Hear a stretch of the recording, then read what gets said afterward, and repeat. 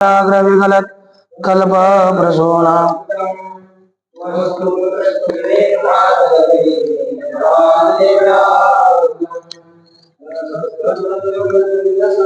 गोपी सहस्रावृतम हस्तन्यस्तनतापवर्गमखिलो धरम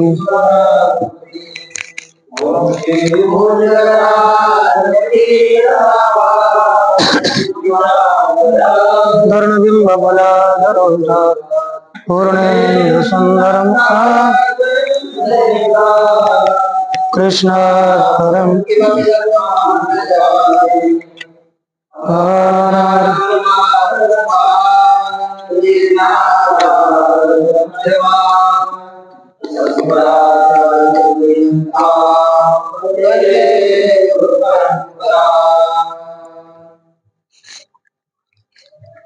श्री भगवान पांडुरंग परमात्मा, श्री ज्ञानोबराय, जगत गुरु तुकाराम महाराज, शांति ब्रह्म एकनाथ महाराज, आदि गुरु श्री शंकराचार्य इत्यादि ये सब संतों की अलौकिक हेतु के कृपा से श्रीमद् भागवत के एकादश स्कंद का विचार करते हुए अब चतुर्थ दश अध्याय का हम आरंभ करने जा रहे हैं। इस 14वें अध्याय में हमें ध्यान योग का वर्णन भगवान परमात्मा बता रहे हैं। इसी के प्रत्येक अध्याय में क्या विषय आता है, इसका प्रतिपादन श्री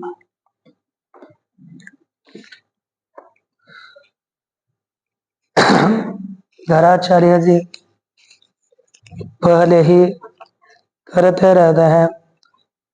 तो इसके भी आरंभ में उन्होंने कहा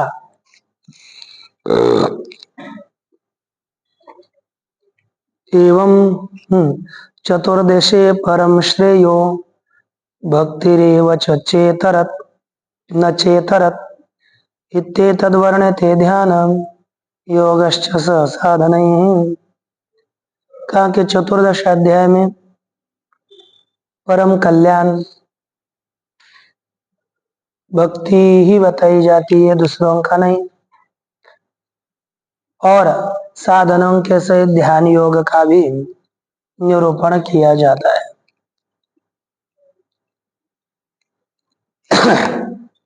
तो एवं तावत् भगवतो भक्त्या मोक्ष इति उक्तम अन्ये तो अन्यानि साधनानि वदन्ति तत्र विशेष निर्धारणाय पृच्छते। इस प्रकार भगवान की भक्ति से मोक्ष बताया गया। दूसरे लोग अन्य साधनों को भी कहते हैं। तत्र विशेष निर्धारणाय पृच्छति, विशेष का निर्धारण करने के लिए पूछते हैं। कि उद्धव जी कहते हैं, उद्धव उवाच वदन्ति कृष्ण श्रेयांसि बहूनि ब्रह्मवादिनः तेषां विकल्प प्राधान्यम् उताहो एकमुख्यता। हे कृष्ण, ब्रह्मवादिनः बहूनि श्रेयांसि वदन्ति तेषां विकल्प प्रधानानि उत आहो एकमुख्यता। ब्रह्मवाद उद्धव जी कहते हैं, भगवान हे कृष्ण, ब्रह्मवादी लोग बहुत श्रेयांसी अर्थात श्रेयस साधनानि वदन्ति, कले क्या कल्याण के साधन अनेक बताते हैं। उनमें विकल्प प्राधान्यम, उन साधनों में क्या है बताओ। विकल्प से प्राधान्य है, उताहो होता हो एक अव्यय पूरा, अथवा एक मुख्यता, एक का ही प्राधान्यता है और बाकी की वो गौणता है। पहले पूछा कि ये विकल्प से कभी ये प्रधान, कभी वो प्रधान, कभी वो प्रधान, कभी वो प्रधान रहता है कि उनमें एक प्रधान और बाकी गौण रहते हैं, ये बताओ। और यही टीका में लिखा, देखिए, श्रेयांसी अर्थात श्रेयस साधनानि किम विकल्पेन प्राधान्यम होता हो किंवा एकस्यैव मुख्यता। तो जैसे विकल्प से इनमें प्रधानता है अथवा एक की ही मुख्यता है, ये बताओ। माने कौन क्या है तब। और अर्जुन, उद्धव कहते हैं कि भवतोदारत स्वामिन्, हाँ?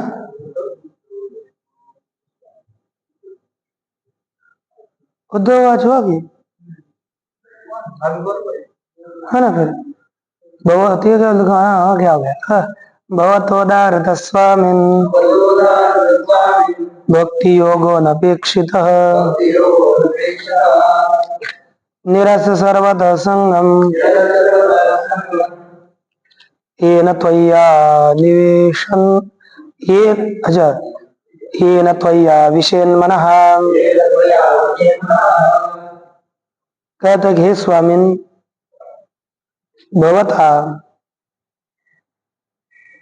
अनपेक्षितः भक्ति योगः उदारतः येन सर्वतः संगम निरस्य मनः त्वयि आविशेत। हे स्वामिन, हे परमात्मन, आपने अनपेक्षित अर्थात फलाकांक्षा से रहित, निरपेक्ष, अनपेक्षित अर्थात फलाकांक्षा से रहित निष्काम भक्ति योग बताया। जिस निष्काम भक्ति योग के द्वारा सर्वथा सब ओर से संगम निरस्य, संग का त्याग करके, आसक्ति का त्याग करके, मन त्वयि आविशेत, मन तुझ में प्रविष्ट होगा, ऐसा भक्ति योग आपने बताया। देखो टीका में क्या कहते हैं नाथ महाराज, आनिका आनिका साधना नापेक्षिति सर्वसंगाते निरसिति मोक्ष मार्गी मुक्ति भक्ति जैने स्वरूप प्राप्ति तत्काल। बाकी के संगों का जो अपेक्षा नहीं होती, साधना अपेक्षा, साधना की जो अपेक्षा नहीं करते, स्वतंत्र साधना है भक्ति, सभी संगों का त्याग करती है और मोक्ष मार्ग में मुख्य भक्ति है, जिससे तत्काल भगवान की प्राप्ति होती है। माझ्या स्वरूप ठेवणी मन फळाशी विना माझे भजन हेचे मोक्षाचे मुख्य साधन देवा अपन बोलिले। भगवान परमात्मा के स्वरूप में मन रख करके फलाशा के बिना भगवान का भजन करना, यह मुख्य मोक्ष का साधन है। आपने जो मुख्य भक्ति बताई ये तरह, लेकिन दूसरे लोग अन्य साधन कहते हैं, उनकी प्राप्ति की त्यांची प्राप्तीची असती नास्ती देवी मज प्रति सांगावी। उनके द्वारा प्राप्ति होती है कि नहीं होती, आप मुझे बताइए। इस तरह का साधन यहाँ पर पूछ रहे हैं और उसी का निरूपण इस चतुर्दश अध्याय में किया जाएगा। कि 14व्या अध्याय माझी 14व्या माझी निरूपण स्थिती इतके सांगेल श्रीपती साधना माझी मुख्य भक्ति ध्यान योग स्थिति समाधि युक्त। जो इसमें श्लोक बताया, नहीं श्लोक नीचे दे दिए तो बताएंगे। अब 7 श्लोकों में इतर साधनों का खंडन भगवान परमात्मा करने जा रहे हैं। तो देखिए टीका पहले, एक मुख्यता पक्षोत्थाने कारणम, लिखा है ना, एक मुख्य पक्षता के उत्थापन में कारण है। भवता इति अनपेक्षितः, न अपेक्षितम, है ना, न अपेक्षितम, अपेक्षितम अर्थात अपेक्षा यस्मिन सो अहेतुकः, जिसमें अपेक्षा नहीं है, अपेक्षा से रहित है। भवता यो भक्ति योग उक्त, आपने जो अपेक्षा रहित निष्काम भक्ति योग बताया। अन्य च यानी साधनानि वदन्ति, और दूसरे लोग जिस साधनाओं को बताते हैं, तेषाम उन साधनाओं में साक्षात फल साधनत्वेन प्राधान्यम एव सर्वेषाम उत अंगांगित्वम, फल के साधन रूप से सब में प्रधानता है अथवा अंगांगी भाव है। बताओ, प्राधान्य पे किम विकल्प है न सर्वेषाम, यदि प्राधान्य होगा तो सब में विकल्प से प्राधान्य है, अथवा तुच्छ फलत्वम, अथवा उनमें तुल्य फलता है, यद्वा कश्चिद अस्ति विशेष, अथवा कुछ उनमें बड़ा एक विशेष है। कहते तत्र भक्तिरेव महाफलत्वेन मुख्या, उसमें भक्ति ही महाफल रूप से मुख्य है।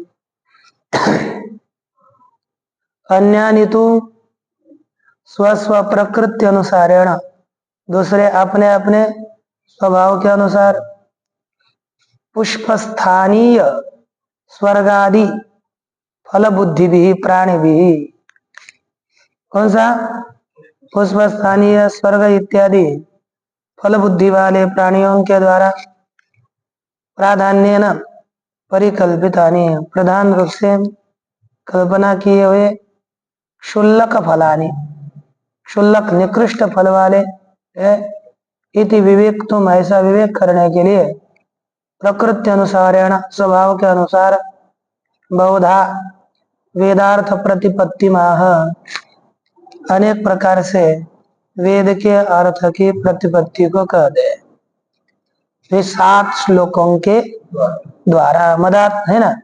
तो देखिए आगे के 7 श्लोक। पहला, श्री भगवान वाच,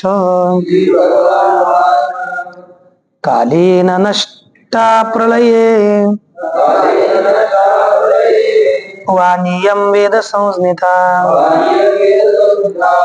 मयादौ ब्रह्मणे प्रोक्ता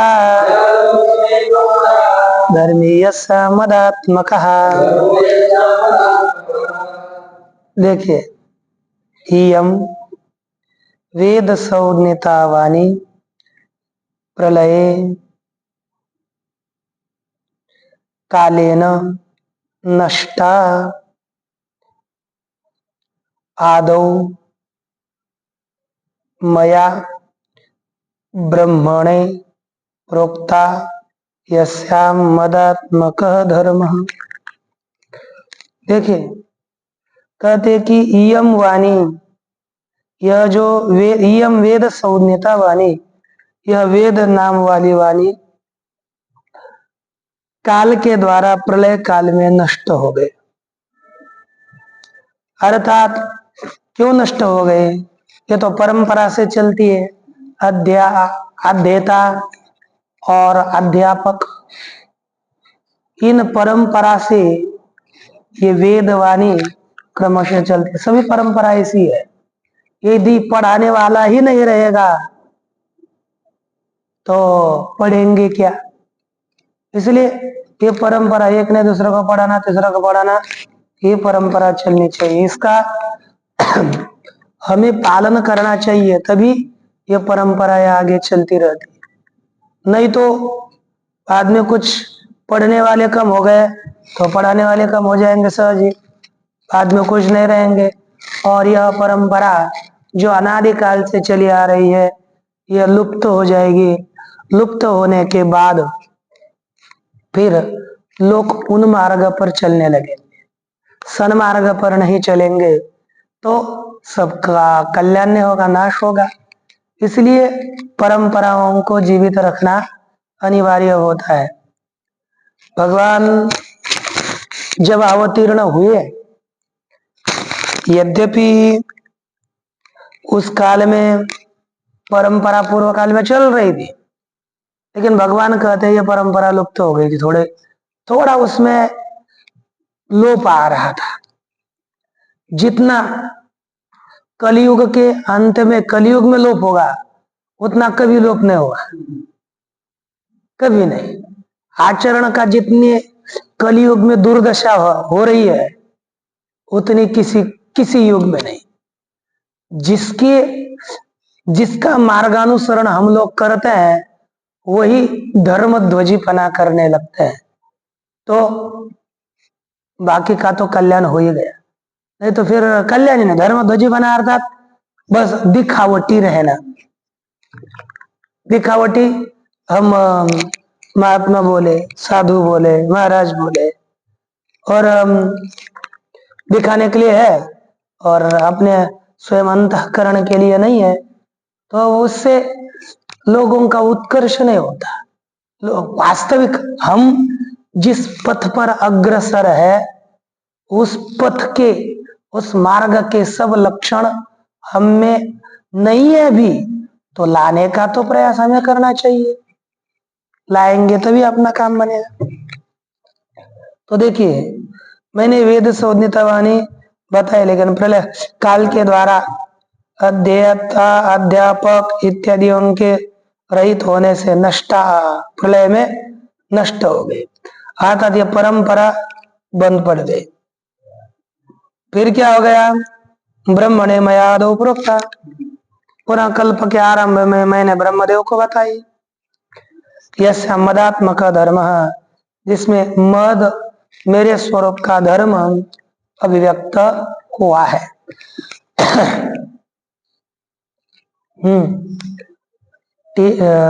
टीका में एक ही पद दिया, क्या बताया? मदात्मक अर्थात मई आत्मा चित्तम ही है ना, मुझ में ही आत्मा चित्त होता है, इसके द्वारा ऐसा धर्म मैंने बताया। तेन प्रोक्ता च पुत्राय मनवे पूर्वजाय च पूर्वजाय सा, मनवे पूर्वजाय सा, ततो भृग्वादयो गृह्णन् सप्त ब्रह्म महर्षयः। इसकी परंपरा बताने जा रहे हैं। तेन ब्रह्मणा पुत्राय पूर्वजाय मनवे सा प्रोक्ता, उस ब्रह्मदेव ने, वही वाणी, पुत्र है ना, पूर्वज, हम लोगों का पूर्वज, उनका बेटा मनु, उसको बताई। तथा उस मनु से भृग्वादय सप्तमहर्षय गृह्णन्, उस मनु से भृगु इत्यादि 7 ऋषियों ने इसी विद्या को ग्रहण किया। देखा टीका में, भृगुश्च मरीचि रंगे रसो पुलस्त्य पुलः क्रतुः इति एते सप्त ब्रह्माणः। ये 7 ब्राह्मण है। ब्रह्माणः प्रजापतयः,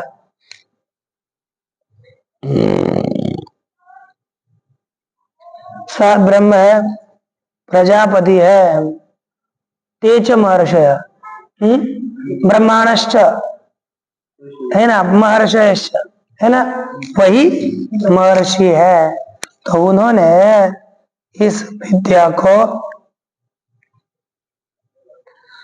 विद्या को ग्रहण किया है, उनसे सीख लिया। और तो सुनो, तेभ्य पितृभ्यस्तत्पुत्रा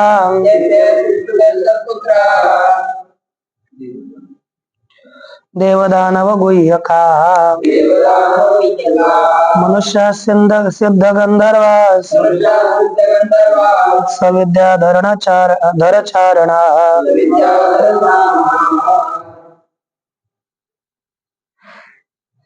देखिए, उसके बाद उनसे किसने लिया? कहते उनसे तेभ्य पितृभ्य, उन पितरों से तत्पुत्रा देवदानक गुह्यका, देवदानव गुह्यक, इन सभी ने उन से विद्याओं को ग्रहण किया। मनुष्य सिद्ध गंधर्व, सविद्याधर चारणा, मनुष्य सिद्ध गंधर्व विद्याधर चारण, इनके सहित सबने लिया। किन्देवा है ना, किन्नर पुरुष। अच्छा, किन्देवा किन्नरा नागा रक्षक किं पुरुषादयः भव्यस्तेषां प्रकृतयो रजसत्वतमो भुवः याभिर्भूतानि भिद्यन्ते भूतानां मतयस्तथा यथा प्रकृति सर्वेषां क्षेत्रावाच स्रवन्ति।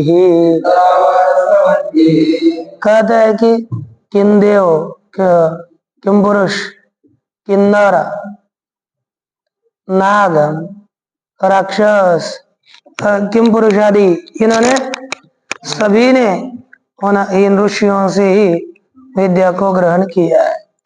भव्यस्तेषां प्रकृतयो सत्व रजस्तमो भुवः, उनके उन देवतादियों के अनेक स्वभाव है, सत्व रज तम इत्यादि।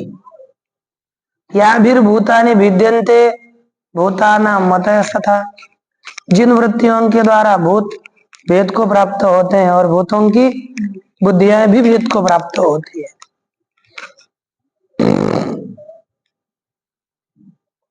इस तरह से यह सत्व रज तम, यह भूमि बताई गई। यथा प्रकृति सर्वेषां चित्रावाच स्रवन्ति, जैसे स्वभाव के अनुसार सबकी विचित्र वाणी स्रवंती ही, स्रवंती अर्थात ये मुखात निकलती है। क्योंकि जैसा स्वभाव होगा तो उन्होंने सबसे पढ़ा तो है, लेकिन आगे जिनको जैसा बताना है वैसा बताते रहे, किसको अच्छा बताना है, किसको विपरीत बताना है। अपने स्वभाव का आश्रय करके सब अपने अपने स्वभाव के अनुसार तत्व का उपदेश करते हैं। सब उपदेशों में तो देखो, किन्देवा क्लम स्वेद दौर्गंध्यादि राहित्येन किन्देवा, इसमें क्लम अर्थात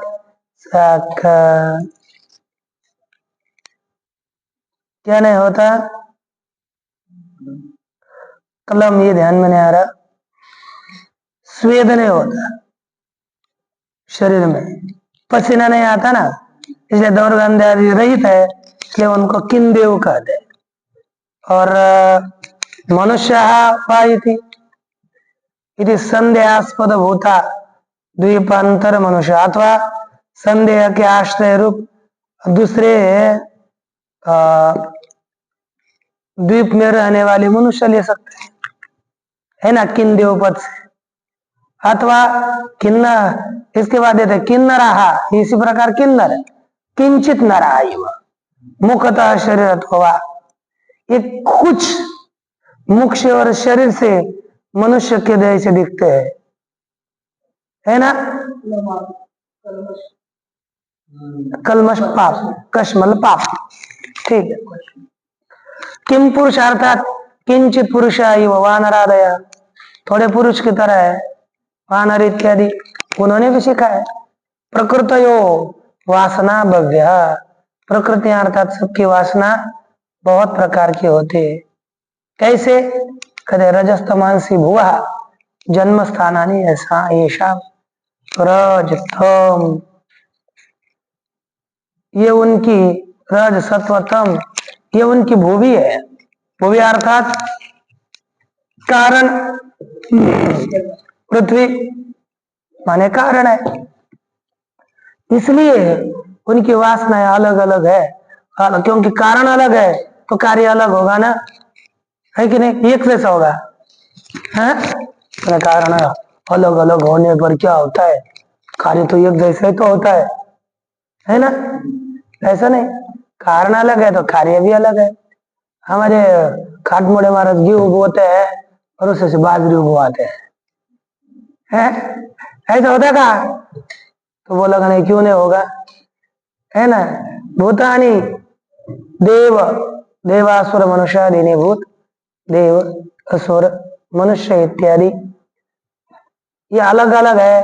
वह अपने स्वभाव के अनुसार चित्राहा वाच वेदार्थ व्याख्यान विषय, वेद के अर्थ के व्याख्यान के विषय रूप भिन्न भिन्न वाणी को कहते हैं, क्योंकि स्वभाव उनका अलग है। ज्याची जैसी प्रकृती ती तैसाची वेदार्थ मानिती, तेची शिष्याची सांगती परंपरा स्थिति उपदेशु। मैंने बीच का छोड़ दिया और ये मुख्य हो गई थी 55 क्रमांक, क्योंकि जैसे जिसका स्वभाव प्रकृति है वैसे ही वेद का अर्थ मानते हैं और वही परंपरा की रीति से अपने शिष्यों को बताते हैं। इसलिए ये भिन्न भिन्न परंपराएं बढ़ गई। तो अब इसके बाद आगे देखेंगे। सब तो हो गए श्लोक। तो ओम पूर्णमदः पूर्णमिदं